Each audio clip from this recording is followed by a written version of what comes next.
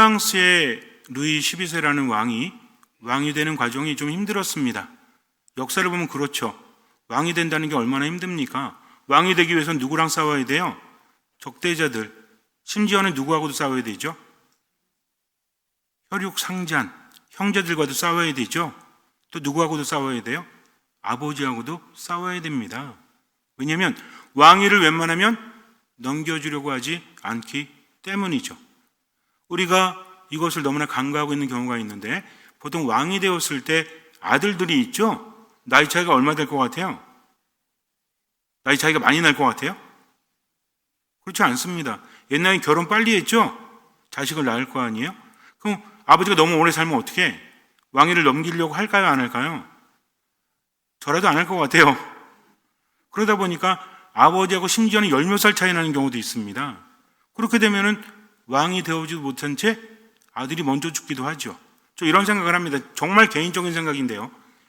사도세자가 만약에 뒤주에 갇혀서 죽지 않았다면 과연 왕이 될 수 있었을까라는 생각을 합니다. 왜? 영조가 너무 오래 살았거든. 그렇지 않습니까? 그러니까 사도세자는 어쩌면 멀쩡했어도 왕이 되기가 쉽지가 않았을 테고, 왕이 되었어도 한 10년도 못하고 죽었을지도 몰라요. 개인적인 생각입니다. 어디 가셔서 그렇게 말씀하시면 안 돼요. 제 개인적인 생각이니까. 어쨌든 왕이 되는 과정은 너무 힘듭니다. 세자로 책봉이 되잖아요. 그 다음부터 언제 쫓겨날지 몰라요. 세자가 되었다고 해서 바로 왕이 되는 거 아니죠. 우리나라는 세자라고 하고 또 제국에서는 뭐라고 하죠? 태자라고 하죠. 좀 다릅니다. 우리나라의 왕들은 황제 아니죠. 황제는 고종황제 때는 황제였을지 모르겠지만 그 전에는 황제를 섬기는 국가였잖아요. 어쨌든지 간에. 그런데 유럽에 봐도 마찬가지입니다. 각 나라의 황제들이 좀 복잡해요. 왕이 되는 게 쉽지가 않았다는 거죠. 루이 12세도 마찬가지였습니다. 왕이 되려고 했을 때 적대자들이 너무나 많았어요. 지지하는 사람도 있었지만 왕이 되고 난 다음에 이제 뭐가 일어났죠? 보통 왕이 되고 나면 어떤 일이 벌어집니까? 첫 번째는 숙청이 이루어지죠. 적대자들. 두 번째는 토사구팽 이런 것도 있잖아요. 그래서 어려운 시기는 함께 있지만 나중에 보니까 장애물이거든. 그래서 제거하기도 합니다. 어찌 되었든지 간에 왕이 되고 나면 그 다음에 피바람이 불게 마련이에요. 모두가 주목하고 있습니다. 어느 날 루이 12세가 임명부를 작성하고 거기에 십자가를 빨간 거로 하나씩 긋기 시작하는 거예요. 이 소문이 퍼져갑니다. 사람들은 알고 있었죠. 누가 적대자인지 분명히 알고 있잖아요. 이 사람들이 소문을 듣고 도망갑니다. 이제 우린 죽었구나. 도망 못 간 사람들이 있었어요.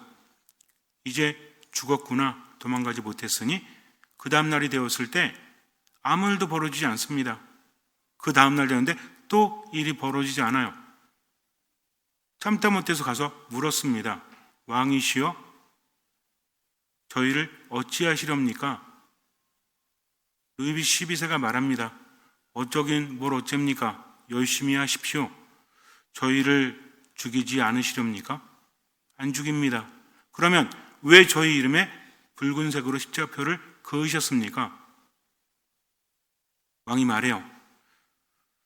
내가 붉은색으로 십자표를 그은 것은 나를 적대시했던 이 사람들을 어떻게 하는가? 사실은 용서하고 싶지 않았습니다. 그러나 그리스도께서 모든 일을 위해서 목숨을 내어놓으시고 용서하라고 하셨듯이 저 또한 그리스도를 믿기 때문에 이들을 용서하기 위해서 그 이름 위에 십자표를 그은 것입니다. 라고 말을 했다고 합니다. 다른 사람이 볼 때는 붉은색 십자가가 죽음이었지만 루이 12세에게는 그리스도를 상징했다는 거죠. 그리스도께서 나를 용서하시고 이끌어 주셨으니 나도 당신들을 용서합니다. 라고 말을 했다고 해요. 우리가 세상을 살아가면서 십자가가 무엇인가 묵상을 해야 됩니다. 십자가라는 것은 구원에 이르는 도구죠. 예수님께서 우리에게 십자가를 지고 따르라고 하십니다. 그러다 보니까 십자가 그러면 무거운 것, 어려운 것이라 생각하지만 그렇지 않아요. 내가 져야 되는 십자가는 내 십자가죠. 예수님은 모든 인류의 십자가를 지고 가셨다는 겁니다. 그분이 십자가의 의미를 바꿔놓으셨다는 거죠. 원래 십자가는 뭐였죠? 죽음의 상징이었죠. 죽음의 도구였잖아요. 사형 도구였죠. 십자가의 길이 왜 절망입니까? 십자가의 길이라는 사형은, 십자가형에 처해지는 사형은 십자가의 길을 걸어갈 때부터 이미 깊은 절망을 맛보는 겁니다. 이거는 정말 잔인한 거죠. 왜냐하면 채찍을 맞고 온몸에 상처를 입고 그리고 십자가를 지고 언덕을 올라가는데 얼마나 힘들었을까요? 중요한 건 뭡니까? 이렇게 힘들게 올라가도 살 수 있다는 희망이 아니라 죽는다는 거죠. 얼마나 불안하고 두렵고 얼마나 화가 났을까요? 한 걸음 한 걸음 의미가 있습니까? 열심히 산다고 할지라도 의미가 없잖아요. 우리가 고통을 이겨낼 수 있는 것은, 지금의 힘겨움을 이겨낼 수 있는 것은 무엇이 있기 때문이죠? 희망이 있기 때문이잖아요. 내가 이렇게 살면 나아질 거야 라는 희망은 우리를 살게 합니다. 근데 이렇게 살아도 나아질 게 없어 라는 것은 우리를 절망으로 이끄는 거죠. 인생이 그렇지 않습니까? 사람의 인생이라는 것은 다르죠. 동물들은 즉시적으로 산다잖아요. 지금 먹을 거 주면 좋아하고 배고프면 싫어하고 졸리면 자고. 사람들은 어때요? 누워가지고도 잠도 잘 안 오고, 뭐 때문에? 아무리 좋은 침구에 누워있다고 할지라도 뭐가 복잡하면? 머리가 복잡하면, 마음이 복잡하면 잠이 오지 않죠. 지금은 편하지만 뭐 때문에? 미래에 대한 걱정 때문에 마음이 이리저리 흔들린다는 거죠. 여러분들은 혹시 집에 있는 개가 불면증 때문에 잠 설치는 거 보셨어요? 저도 개 한 마리 키우고 있는데 얘는 졸리면 자빠져 자. 그리고 뭐 좀 이렇게 침울해 있다가도 먹을 거 주면 좋아합니다. 엄청 좋아해요. 어떤 집에 있는 개는 고기 아니면 안 먹는다고 하죠. 제가 키우는 개는 먹을 건 아주 환장을 해. 먹을 것만 보면 막 좋아가지고 난리를 핍니다. 얘는 그게 좋은 거죠. 그리고 배부르면 자는 거죠. 개팔자라는 게 이게 개팔자가 아닌가라는 생각을 하는데, 근데 인간은 다르잖아요. 아무리 지금 맛있는 것을 먹어도 걱정과 불안이 크면 힘들지 않습니까? 그래서 십자가의 길이라는 것은 아주 처참한 겁니다. 희망이 없다는 거죠. 올라가서 어떤 일이 벌어지죠? 십자가 위에 못 박힙니다. 바로 죽는 것도 아니죠. 탈진합니다. 깼다가 다시 기절했다가 깼다가 기절했다가 수없이 반복된다고 합니다. 깰 때마다 어때요? 내가 십자가에 매달려 있구나. 얼마나 고통스러워요? 마음도 몸도 완전히 망가지고 마는 거죠. 그렇게 하다 결국은 죽는 거예요, 마지막에는. 그러니 십자가라는 사형은 굉장히 참혹한 거죠. 이게 무엇을 상징합니까? 인간의 인생이라는 거죠. 살아가면 살아갈수록 희망이 아니라 절망에 휩싸입니다. 왜? 인생이라는 것은 어쩔 수 없이 상실을 경험하는 거니까. 어릴 때야 희망이 있다라고 하지만 나이가 들면 들수록 희망이 없잖아요. 스스로 움켜잡아 보지만 노력해도 안 되는 것을 깨닫게 되지 않습니까? 이거라는 거죠. 이스라엘 백성들이 광야를 헤맬 때도 그랬죠. 처음에는 이집트를 탈출해서 이제는 노예 생활에서 벗어났구나라고 했어요. 좋아했습니다. 그런데 어때요? 우리가 탈출기를 묵상하다 보면, 옛날엔 출애굽기라고 했죠. 묵상하다 보면 이제 마지막에 거의 그렇게 끝이 나죠. 그리고 민수기로 넘어가잖아요. 뭐 레위기도 있지만. 그리고 나서 이제 뭐가 시작이 됩니까? 1부는 끝났죠. 1부는 뭐예요? 이집트를 탈출하는 거죠. 뭘 경험합니까?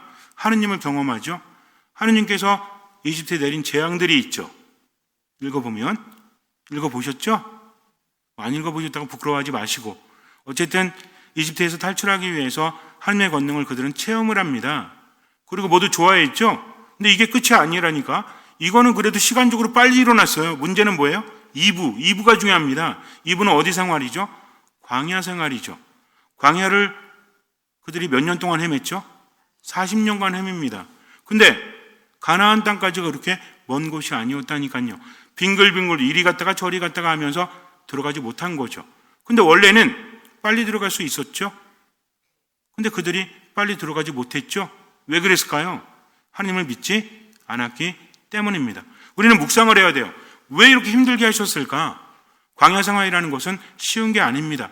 근데 하나님께서는 힘들게 하신 것이 아니라 준비시킨 거죠. 광야는 인생을 의미합니다. 우리 인생이 바로 광야라는 거죠. 준비되지 않으면 우리가 하느님께 이렇게 청할 때 있잖아요. 하느님, 저를 사랑하시면 좀 주시죠. 왜 이렇게 힘들게 하셔야 됩니까? 좋은 게 좋은 거잖아요. 저희 아빠 엄마보다도 더 사랑하신다면서요. 제가 바라는 게 나쁜 거 아니지 않습니까? 주셔도 되잖아요, 이 정도는. 라고 생각을 하죠. 근데 인간의 마음이라는 것은 자기도 모르죠. 그렇지 않습니까? 우리는 언제 만족하죠? 이게 있으면 만족할 수 있을 거야 라고 생각합니다. 없을 때는. 근데 주어지면 어때요? 여태까지 살아오면서 그런 경험 없으십니까? 우리 가족 병만 낫게 해주신다면 제가 매일매일 성당 나가서 기도할게요. 이것만 해결해 주시면 전 더 이상 바람이 없습니다. 라고 할 때 있죠? 해결되니 어때? 인간의 마음은 뭡니까? 말 타면 종 부리고 싶은 거죠. 그리고 어디 들어갈 때 마음과 나올 때 마음이 다르다는 거죠. 어떻게 하면 마음이 만족할 수 있죠? 이랬다가 저랬다가 아침 다르고 점심 다르고 저녁 다르잖아요.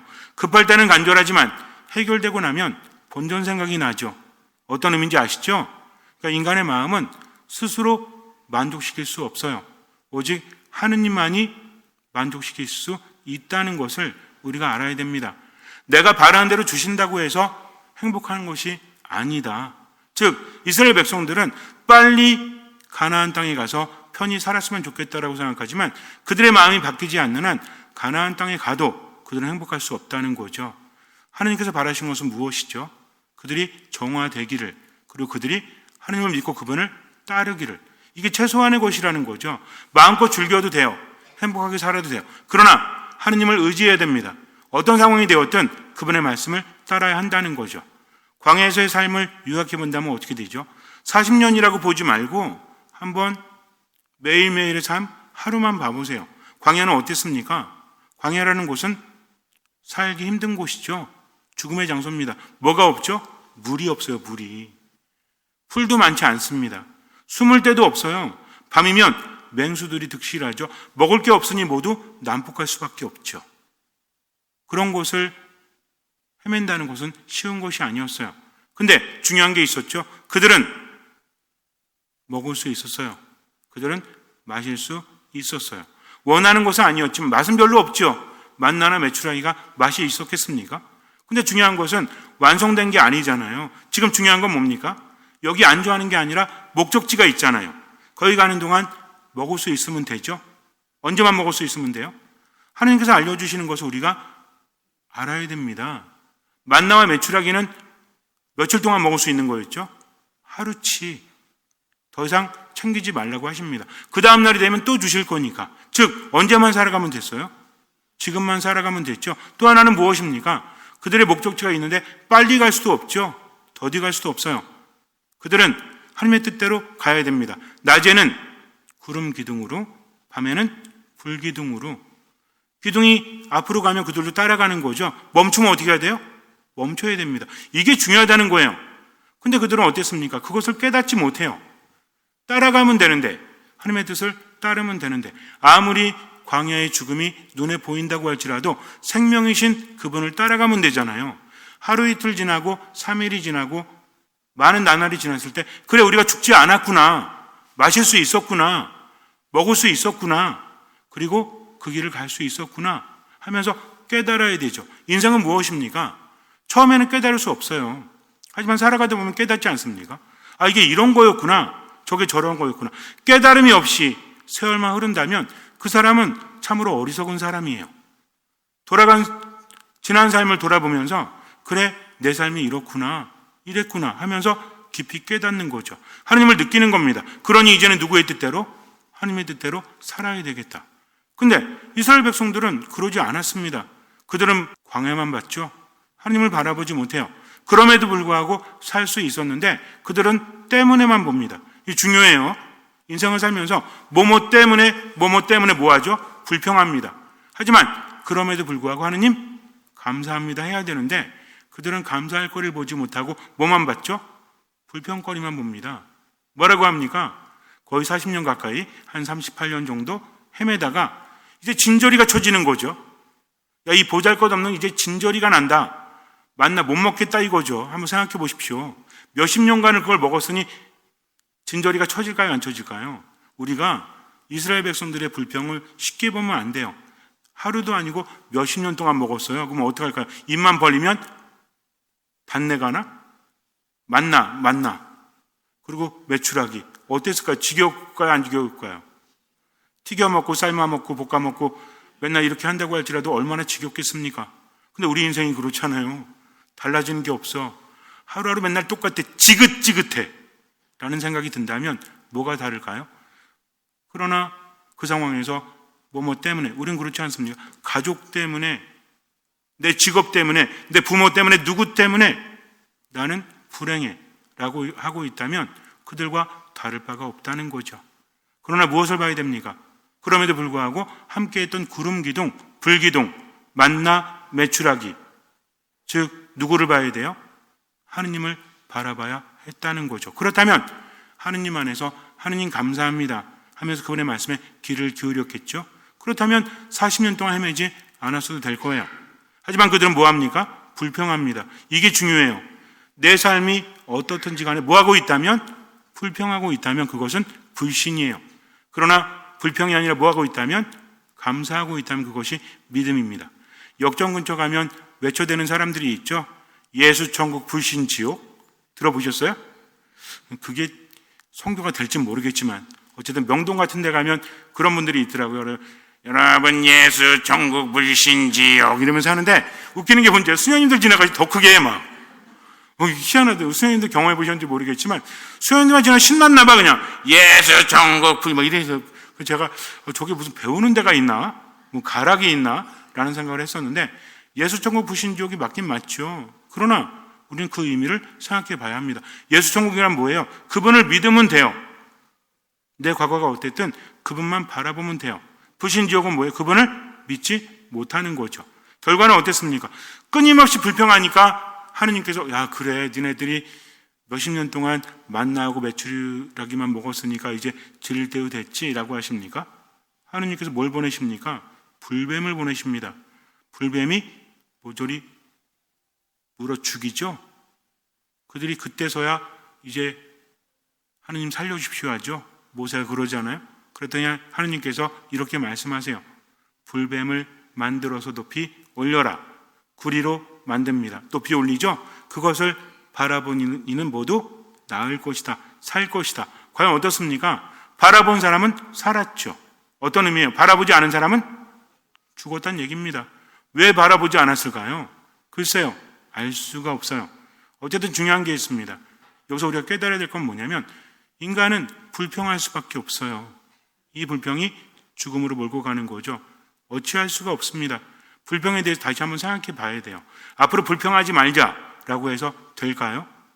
무엇을 보느냐에 따라서 달라질 수밖에 없죠. 무엇을 봅니까? 지긋지긋한 내 인생? 불평할 수밖에 없어요. 그럼 누굴 바라보는 사람? 하느님을 바라보는 사람은 그럼에도 불구하고 감사할 수 있다는 거죠. 내 인생 바뀌지 않습니다. 그러나 하느님을 바라본다면 그때부터 바뀔 수 있는 거죠. 이게 믿음이에요. 어떻게 생각하고 있는가? 그래, 바뀔 게 뭐가 있겠어? 하면서 절망으로 빠져드는 게 아니라 하느님, 당신 믿고요.